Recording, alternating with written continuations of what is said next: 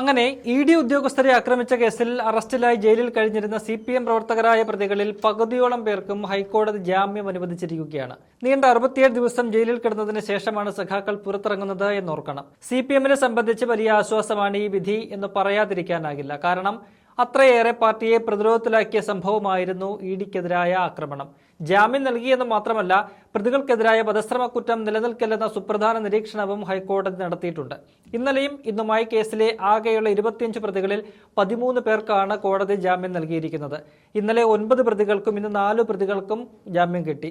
ജാമ്യത്തിന് കർശന ഉപാധികൾ വെച്ച കോടതി ജാമ്യം നൽകാൻ പറഞ്ഞിരിക്കുന്ന കാര്യങ്ങൾ ശ്രദ്ധേയമാണ്. പ്രോസിക്യൂഷന്റെ ശക്തമായ എതിർപ്പ് മറികടന്നാണ് പ്രതികൾക്ക് കോടതി ജാമ്യം നൽകിയത്. ഇ.ഡി. ഉദ്യോഗസ്ഥരെ ആക്രമിച്ചത് വളരെ ഗുരുതരവും ന്യായീകരിക്കാൻ കഴിയാത്തതുമാണെന്നും പ്രഥമദൃഷ്ട്യാ തെളിവുണ്ടെന്നും കോടതി വ്യക്തമാക്കുന്നുണ്ട്.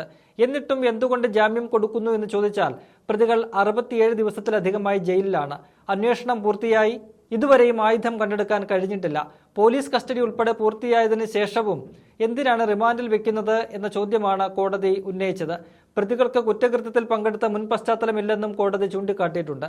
പിണറായി വിജയന്റെ മകൾ വീണ ടിയുമായി ബന്ധപ്പെട്ട CMRL എക്സാലോജിക് കേസുമായി ബന്ധപ്പെട്ടായിരുന്നു ഇ.ഡി. ഉദ്യോഗസ്ഥരെ സഖാക്കന്മാർ ആക്രമിച്ചത്.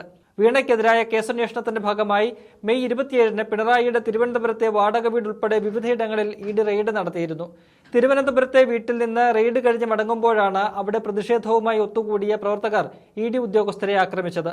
ഉദ്യോഗസ്ഥർ സഞ്ചരിച്ച 3 ടാക്സി വാഹനങ്ങളാണ് ഇഷ്ടികയും വടികളും ഉപയോഗിച്ച് ആക്രമിച്ച് തകർത്തത്. ഇ.ഡി. ഉദ്യോഗസ്ഥരെ എന്തിനാക്രമിച്ചു എന്ന ചോദ്യത്തിന് CPMന് ഇപ്പോഴും ഉത്തരമില്ല. വീണയ്ക്കെതിരായ കേസിലാണ് ഇ.ഡി. റെയ്ഡ് നടത്തിയത്. പിണറായി വിജയന്റെ വീട്ടിൽ റെയ്ഡ് നടന്നത് മകൾ വീണ അവിടെ താമസിക്കുന്നത് കൊണ്ട് മാത്രമാണ്.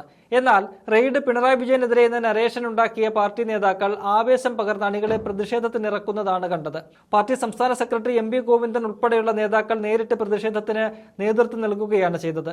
അതിന്റെ ആവേശത്തിൽ അണികൾ മുൻപിൻ നോക്കാതെ അങ്ങിറങ്ങി.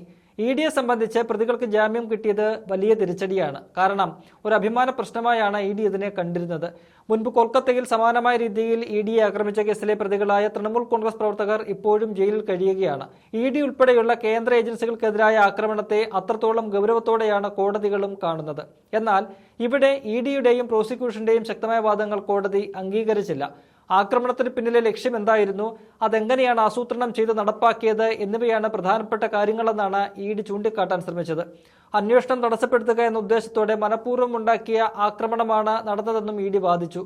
ഗൂഢാലോചനയ്ക്ക് പിന്നിൽ പ്രവർത്തിച്ചവരെ കണ്ടെത്താൻ കഴിഞ്ഞിട്ടില്ലെന്ന് ചൂണ്ടിക്കാട്ടി കഴിഞ്ഞ ദിവസം സത്യവാങ്മൂലവും ഇ.ഡി സമർപ്പിച്ചിരുന്നു. എന്നാൽ അതൊന്നും പ്രതികളുടെ ജാമ്യം തടയാൻ പര്യാപ്തമായില്ല.